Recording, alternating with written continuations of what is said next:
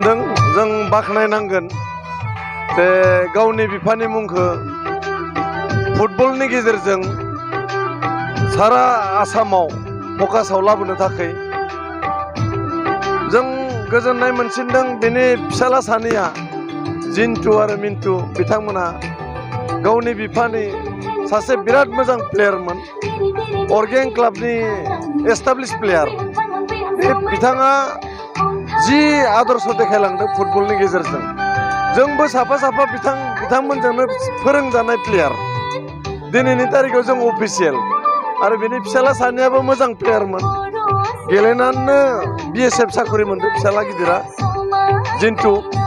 जियानो हक जों नेसनेल स्टेन्डार्डनि मोनसे नाइट गेम खुंनाया सबनि थाखाय सजा बाथ्रा नङा।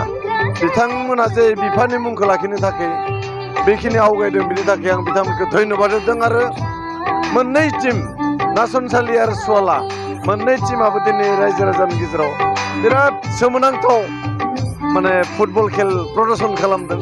बिथांमोननिसिमबो आं रोजा रोजा साबायखर।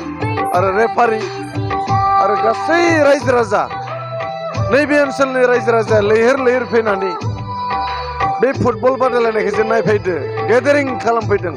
बिथांमोननिसिमबो आंनि अननाय आरो सिबिनायखौ बावहरबाय। आरो इयुनफोरावबो फुटबलनि थाखाय जाहाथे नैबे ओनसोलनि साफ्रोमबो गारजेन, साफ्रोमबो प्लेयारा जाहाथे मोजां खेलारि जानो थाखाय सेस्था खालामो, आं बेखौनो गुरै खावलायगोन। पश्चिम बदला गामि हठात आंनि रुंसारि प्रदीप चन्द्र बर'नि मुङाव जोङो बाथि खेबनि inter village one day football tournament होनाया दिनै जोङो जोबथा गेम। बेखौनो जोङो थांखि लानानै होनाय जादों जाहाथे इयुन जोलैयाव जोंनि गोग्लैसोना थानाय गामिनि फ्राय जाहाथे गेलेगिरिफोर जाहाथे ओंखारबोयो, बेखौ आसा खालामनानै जोङो दिनैनि जोंनि बे गोग्लैसोना थानाय गामिनिफ्रायबाबो एसे जौगाखांबोनो हानाय बायदियै जोङो दिनैनि गेमखौ जोङो फाथिदों।